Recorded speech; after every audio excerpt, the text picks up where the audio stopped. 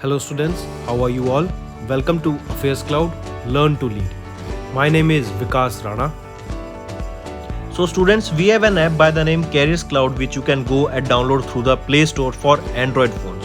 Once you have downloaded and logged in with your Gmail ID, you will be transferred to your home page where you can see all the courses that are offered by us. Once you have purchased the course, you can see your courses in the My Course section. But why our courses are so better? Why we think we provide you one of the best content? Because we provide you content on daily basis. In the daily basis, we provide you current affairs with 20 questions quiz as well as the PDF of the current affairs of daily.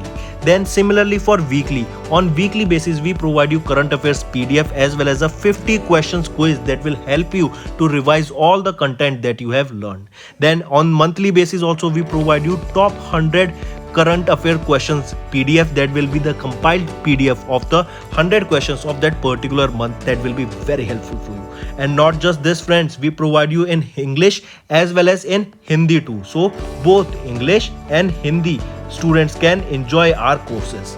Apart from this friends, we also provide you banking related question answers, the banking related MCQ questions, the quizzes that will help you prepare for the bank exams. Not just that friends, we provide you a new way of learning, that is your infotainment infographics. That is a different and interesting way of learning. Apart from this, we cover 20 topic wise current affairs. These topics are important such as apps, portals, important days, books and authors days, national affairs, international affairs, sports, defense, all these topics, these are highly important and questions from these particular topics are asked. Also we cover state-wise current affairs also that will help you to prepare for your state exams. Also friends, as I told you, if you use the code Vikas10, you will be given extra 10% discount on the purchase you make. If you have any problem regarding login and your application, then you can contact us on support@of Affairscloud.com. This is our email ID and you can contact us on our mobile phone, that is 96773336. Hello everyone, how are you all? I hope you are all good. So students, in this video we will be discussing important current affairs of 21st of December. The session will be very interesting, so do pay attention till the end. First, we'll go for the revision as usual. First is United Nations Arabic Language Day. When do we observe this? On 18th of December. Important. Next, Minorities Rights Day. It is also observed on 18th of December. Next, Indian women has won the FIH Nations Cup in Valencia, that was in Spain. India defeated Spain in the final by 1-0 and Indian women hockey team has won the FIH Nations Cup in Valencia, Spain. Next we will be talking about FIFA Men's World Cup 2022. Where was this held? This was held in Qatar. And who has won it? It was won by Argentina. This was for the third time that Argentina has won this World Cup. And it was held in Qatar. Next thing you need to remember, next World Cup can be held in India for 2026. Plans are going on. And if we talk about Argentina, who is the captain here? Lionel Messi. Next, India's Sargam Koshal. Remember, as you can see her in the picture, she is 32 years of age. She married to an Indian Air Force officer and she has been recently crowned as the Miss World 2022. Highly important. Before this, it was in 2001 that any Indian woman was named as the Mrs. World 2022. And now, remember, after 21 years, Sargam Koshal has been named as the, or has been crowned as the Mrs. World 2022. Next, we will be talking about two exoplanets that were discovered by NASA's Hubble and Spitzer Space Telescope. They are 218 light years away, that is 218 light years away. And what is light year? A distance traveled by a light in a particular year. So these two exoplanets are Kepler 138d and Kepler 138c. Next is US Air Force has recently successfully launched a hypersonic air missile, that is AGM-183A, and the speed of this missile will be 30 Mach. Next, AU Small Finance Bank recently signed up a bancassurance with which insurance company? It was your HDFC Life Insurance Company. Next is your India Nepal joint training exercise Surya Kiran. This was the 16th edition of this exercise.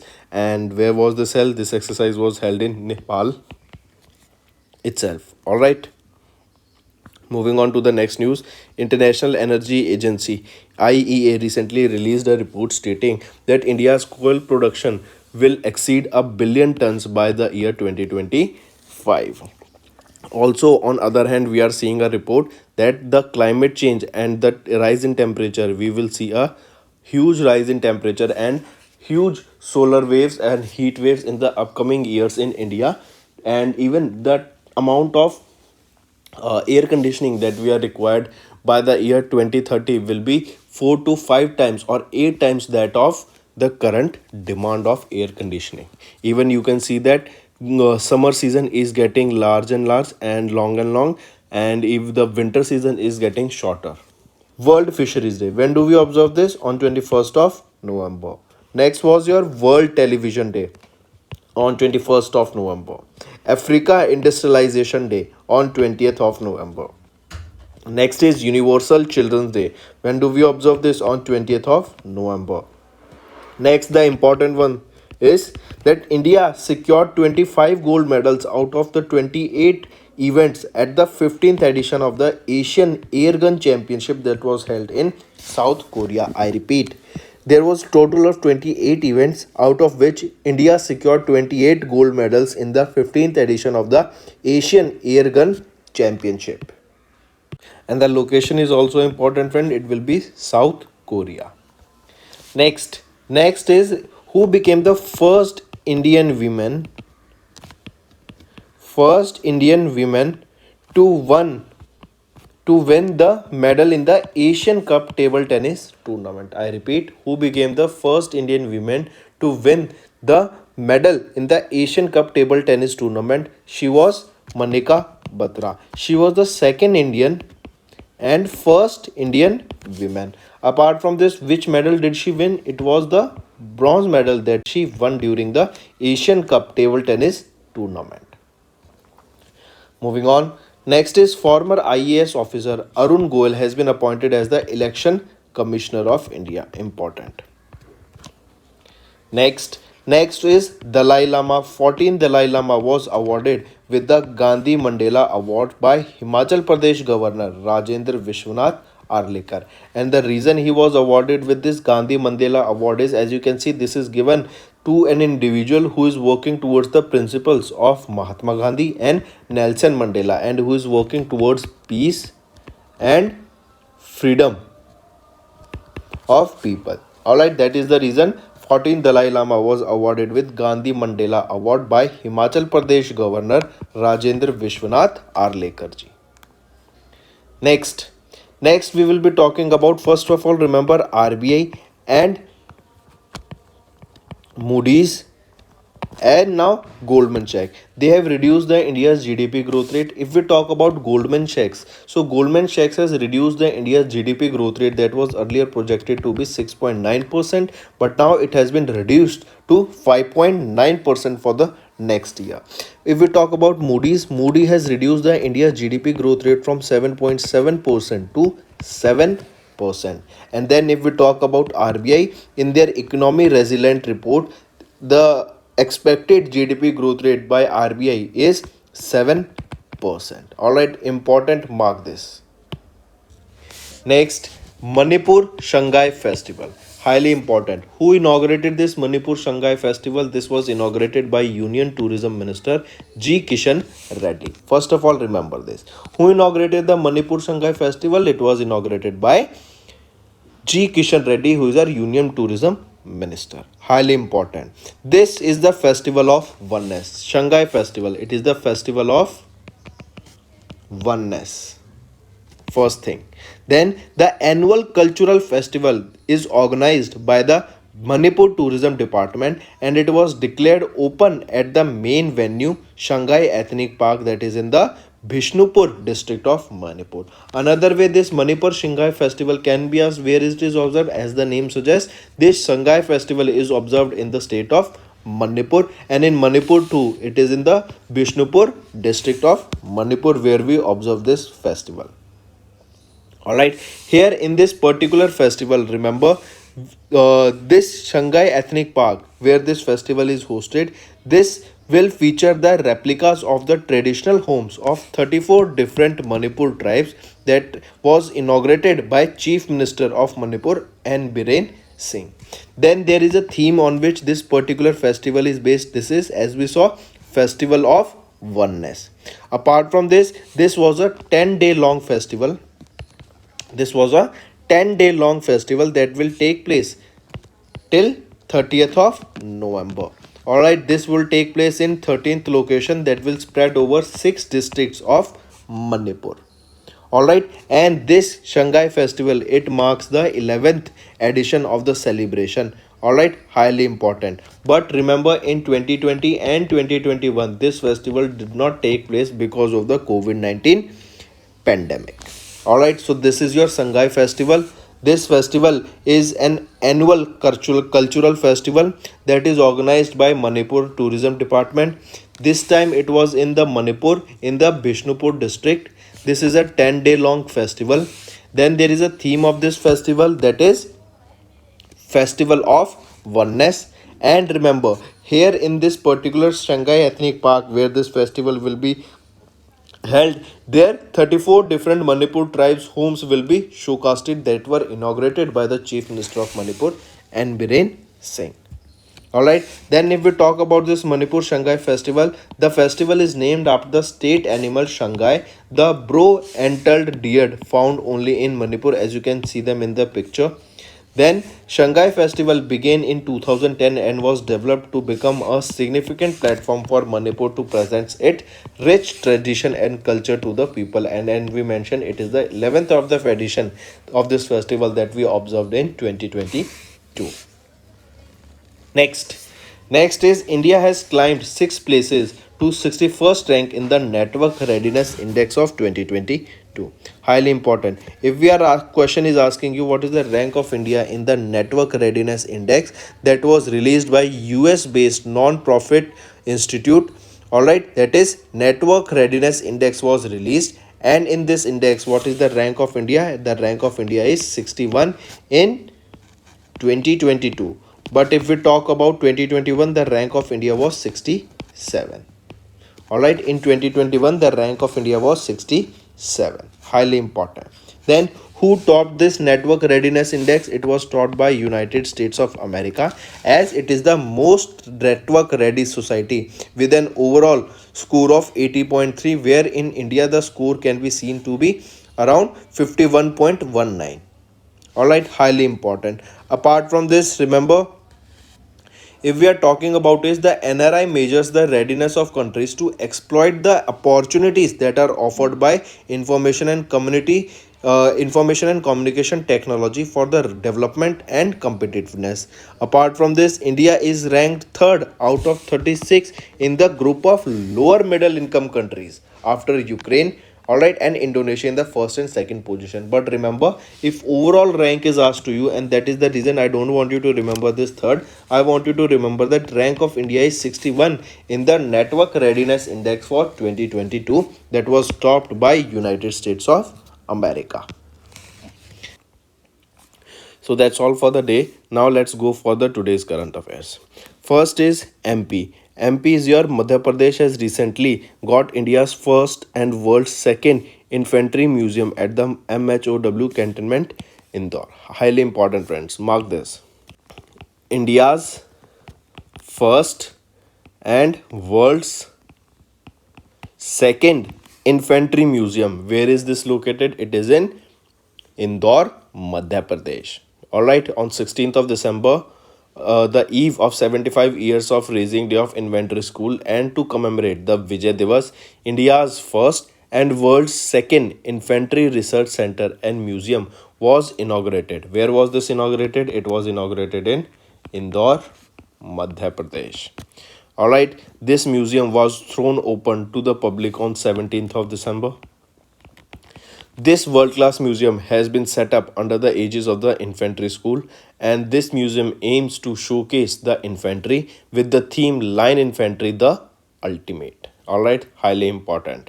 Apart from this museum will showcase the history of the infantry corps from 1947 to 2020. That includes the sacrifice and the valiant soldiers preserved in statues, murals, and photo galleries. Alright, also the second floor of the building features the Kargil War Room with stories of heroes through photograph and the Fateh Gallery. It also depicts the history of 27 regiments of the army across India. Moving on.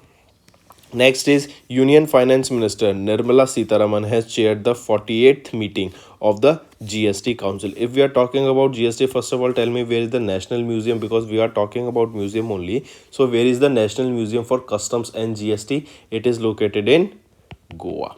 Alright, so recently the question coming back to the news that who chaired the 48th meeting of the GST Council. This meeting was chaired by our Union Finance Minister Nirmala Sitharaman. This was the 48th meeting on the GST Council via virtual mode in New Delhi. Also remember, this council has clarified that the applicability of a 22% on sport utility vehicles, that is your SUVs, provided 4 requirements are fulfilled. The GST on Pulse Husk has been decreased from 5% to nil. Alright, and where was this meeting held? This meeting was held in New Delhi virtually. What was the edition of this meeting? This was the 48th edition of this meeting of GST Council, and who chaired it? This was chaired by Nirmala Sitharamanji. If we talk about the GST Council, on 12th of September 2016, the Union Cabinet chaired by Prime Minister Narendra Modi approved the establishment of the GST Council. Alright. Next is our Union Minister Jitendra Singh has released the annual report of the Centralized Public Grievances Redress and Monitoring System, that is CPGRAMS, for the year 2022. So question can be asked simply is that who released this Centralized Public Grievance Redress and Monitoring System? It was released by Dr. Jitendra Singh, who is our Union Minister. Then according to this report, around 18,19,104 grievances were received by all the ministries and departments, out of which around 15,68,000 public grievances has been redressed. That means they have been solved.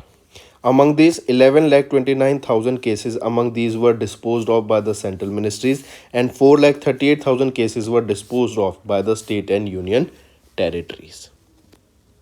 Next news, and next is an important news, friends. Which state has topped in the average monthly income per agriculture household? It will be your Meghalaya. I repeat, which state has topped in agriculture in average monthly income per agriculture household? That means if we are talking about a particular household, how much a particular household is earning in from agriculture in a particular state. So here if we talk about the data, you can see Meghalaya has topped here in the states and union territory with 29,348 rupees per household income with the help of agriculture. Here you can see according to the 77th round of the situation assessment survey, that is SAS, of agriculture households in the rural areas of India, Meghalaya has topped the list of average monthly income per agriculture household.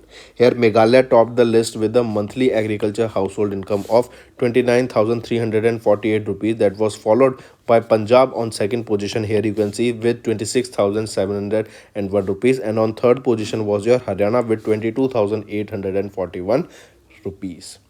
Alright, then if we talk about this, the 77th round of the survey was conducted by NSO, that is your National Statistical Office, that comes under the Ministry of Statistics and Program Implementation. This survey was from January 2019 to December 2019 with the reference to the agriculture year July 2018 to June 2019. Alright, highly important. Here, if we talk about considering the dependence on maximum cash crops, Punjab would have topped the list, but the Meghalaya has topped the list due to its major share of its horticulture and fruit. So coming back, if question asks that in the average monthly income per agriculture household, which state has topped here? The state is Meghalaya. Next is UN Biodiversity Conference that was held in Montreal, Quebec in Canada. So if we talk about the highlights, what were discussed here, That is the thing that you should definitely know. First of all, remember it was your United Nations Biodiversity Conference. Where was this held? This was held in Montreal, Quebec in Canada. Highly important. All right, and this was held to acknowledge and set new goals to guide the global action through 2030 in order to prevent the nature loss. This comprised of the 15th meeting of the Conference of Parties to the Convention of Biodiversity and the 10th meeting of the parties to the Cartagena Protocol on Biosafety. Alright, and this was the 4th meeting of the parties of the Nagoya Protocol on Access and Benefiting Sharing. Alright, highly important. If we talk about who is the president of the COP15, so remember the president of COP15 was China, and India was represented here by Bhupendra Yadav ji, who comes under the Ministry of Environment, Forest and Climate Change, and the conference saw the adoption of the Global Biodiversity Framework that addresses the key drivers of nature loss, promotes health and well-being of the mankind and planet. It will replace the Aichi biodiversity target. Alright, so coming back, remember, if we talk about this, where was this UN Biodiversity Conference held? It was held in Montreal, Canada, or Quebec, Canada. And remember, the important thing is from when to when. This was from December 7th to 19th of December.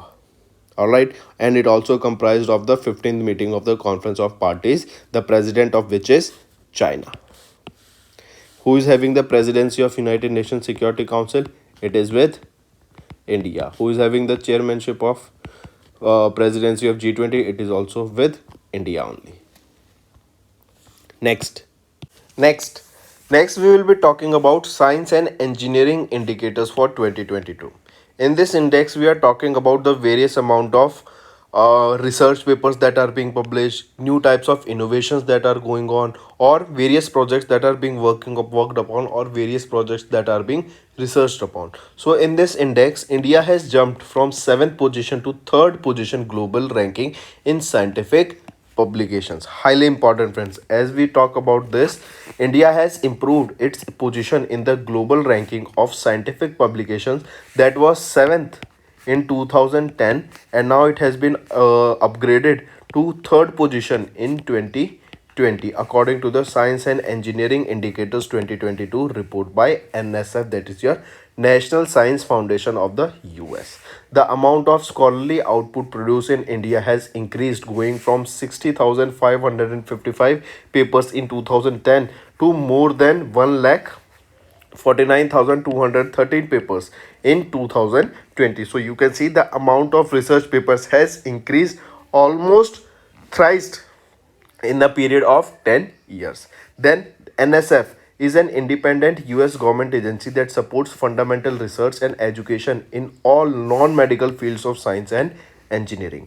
Over the past 3 years, India Patent Office IPO has given more patents to Indian scientists than ever before, from 2,511 in 1819 to 4,000 in 2019-20, and 5,629 in 2020 to 2021. So you can see that number of patents in India is also increasing, and we know even the startups that are coming in India are also increasing day by day. Alright, then if we talk about WIPO, what is WIPO? It is your World Intellectual Property Organization. Who is the Director General here? Darren Tong, and it was established in 1967, and where is the headquarter? Geneva, Switzerland. Next, Nigeria and Rwanda, they became the first African nation to sign the Artemis Accords. But first of all, you should know what is this Artemis Accord.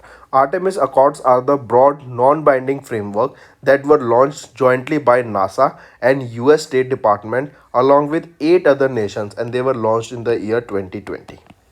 Alright, the aim of these were advancing bilateral and multilateral space cooperation between the signatories, that is the 8 state departments, 8 other nations, NASA and the US State Department. Alright, these accords take inspiration from the for their name from NASA's Artemis program that aims to establish a sustainable human presence and on around the moon by the end of 2030. 20s. But now we see that 2020 has passed on, but still, in this upcoming decade, many plans have been established and many plans are decided they will be taking place, where we will be sending even human to the surface of the moon again. Alright, so coming back, remember it was Nigeria and Rwanda that became the first African nation that have signed the Artemis Accords. That right? And what are these Artemis Accords? These are basically for the space collaboration. So coming the next news, next is Nitin Gadkari ji. They have launched the first ever safety bond insurance for infrastructure project. What are these safety bond insurance, or what are these basically product we are talking about, these bond insurance? These are basically introduced in order to demand intent identified by the structure sector and the government of India. Say for example, some amount of money will be provided to buy these bonds, and in return a fixed amount of return will be provided, or they will be secured bonds that when these product will be completed, then only the amount of money will be returned to you. In this, what will happen is the main focus will be on the infrastructure development and not on the money making. So infrastructure, that is the reason we are focusing more on infrastructure. As we know, now we are focusing more on logistics process. All right, and we know, if you are seeing that all around India, the process of making roads has been intensified. The reason is we want to connect each and every state and union territory in India, where we can easily travel instead of making or spending a lot of time in just travel itself. Alright, we are trying to cut the distance between two locations. As you have studied displacement in physics, right? What is displacement? Displacement is the shortest distance between the two locations. Either we can take this shortest distance from A to B, or we can go from like this, like this, like this, or like this, like this, like this. So now what we are focusing is that we should make the roads that are directly linking two locations, that will reduce, and we are making highways that will reduce the time taken for the logistics from one company, one location to another. So that is the reason. Remember, which organization, if asked that which organization launched the first ever surety bond insurance for the infrastructure projects, they were launched by Ministry of Road Transport and Highways. And in that too, if the name of person is asked, remember Nitin Gadkari is the answer. Apart from this, then ask that these surety bond insurance product will be provided by whom? They will be provided from Bajaj Allianz General Insurance Company, to reduce the dependence of infrastructure developers on bank guarantees. Alright, so in order to reduce that, these will be provided from by whom? Bajaj Allianz General Insurance Company. If we talk about Bajaj Allianz General Insurance Company, can you tell me who is the managing director and chief executive officer? Tapan Singhal. And where is the headquarter? It is in Pune, Maharashtra. When was this established? In 2001 this was established. Next is data by one lattice. SBI continues to lead in the debit cards, while HDFC Bank leads in the credit card. First of all, remember this news. Who is leading in terms of debit cards? Then it will be SBI. And who is leading in terms of the credit cards? It will be your HDFC Bank. Alright, according to data released by One Lattice, that was previously known as PGA Labs, State Bank of India is the largest public sector bank that is working, or that is leading in terms of debit cards, and HDFC Bank is leading in terms of credit cards. Highly important. HDFC Bank, that is India's largest private sector bank, continued to lead the credit card segment with 21% share, registering a growth of 9%. Alright, next is OCL and HDFC Ergo has collaborated to launch Paytm payment product insurance plan. I repeat, OCL and HDFC Ergo has collaborated to launch Paytm payment protect insurance plan. Highly important. Question can be asked, who partnered with Paytm to launch the Paytm payment protect insurance plans? It was your OCL, that is your 197 Communication Limited, that is the parent company of Paytm, along with HDFC Ergo General Insurance Company Limited. They will launch this Paytm Payment Protect Insurance Plan. Highly important. And this is a insurance plan to ensure the transactions that are made through the UPIs across all apps and wallets. This will be a first of its kind offering that comes at a as low as 30 rupees per annum, With this collaboration, user can now secure themselves against mobile frauds transactions of up to 10,000 rupees. The policy has been designed to protect customers and drive the adoption of mobile payments. So here you can see the limit is to protect up to 10,000 rupees transaction. But remember, in the future there is a prospect also where they will be making sure that a transaction of 1 lakh rupees per annum will be soon covered here. Alright, so remember it was OCL, that is your 197 Communication Limited, that is the parent company of Paytm, and HDFC Ergo General Life Insurance collaborated to launch this Paytm Payment Protect insurance plan. Alright, and it will be for 30 rupees per annum, that will protect up to 10,000 rupees of transaction.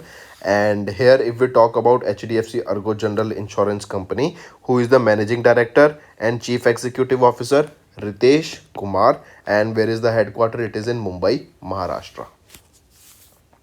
Next is Bandhan Bank. Bandhan Bank has recently signed a memorandum of understanding with CGDA to provide services to defense pensioners. I repeat, Bandhan Bank signed a memorandum of understanding with DGCA to provide services to defense pensioners. Highly important, direct, you can remember. Alright, Bandhan Bank will be signing an MOU with Defense Ministry to extend their services for the defense pensioners. Direct question. Next, PTC India has signed a pact with Druk Green Power Corporation to export 600 megawatt power. I repeat, PTC India Limited entered into a power purchase agreement, that is PPA, with Druk Green Power Corporation Limited, that is an electricity firm in Bhutan, and this PPA was signed for the purchase of power from the Indian power market in order to meet the power requirement during the winter season. Under this agreement, Bhutan will procure up to 600 megawatt of power from the Indian market during the winter season. Next, nuclear scientist Dinesh Kumar Shukla has been appointed as the chairperson of AERB. What is AERB stands for? What is the full form of AERB? Remember, AERB is your Atomic Energy Regulatory Board. So, nuclear scientist Dinesh Kumar Shukla has been appointed as the chairperson of Atomic Energy Regulatory Board. ACC, Appointment Committee of the Cabinet, has approved the appointment of nuclear scientist Dinesh Kumar Shukla.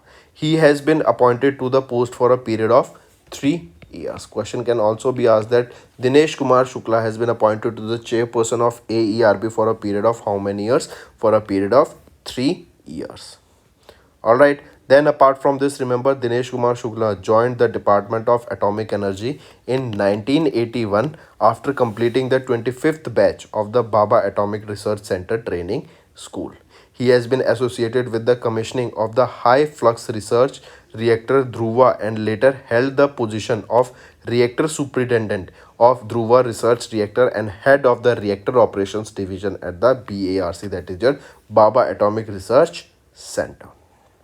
Alright, so coming back to AERB, if we talk about it, Atomic Energy Regulatory Board, who is the chairperson now? Dinesh Kumar Shukla ji. Where is the headquarter? It is in Mumbai, Maharashtra. And when was this established? It was established in 1983.